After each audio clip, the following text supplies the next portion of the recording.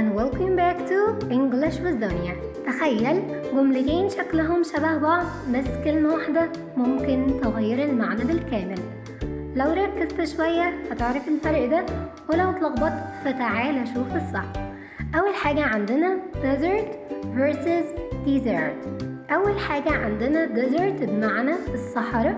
For example, I walked across the desert alone. بمعنى مشيت في الصحراء لوحدي.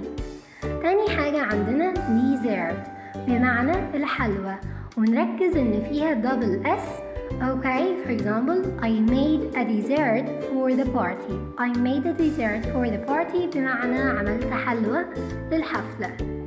تاني كلمتين مهمين قوي هما foot versus foot. Okay, first one is foot بمعنى القدم أو الرجل. Okay, for example, she hurt her foot while running. هي أذت رجلها وهي بتجري. تاني حاجة عندنا food بمعنى الطعام.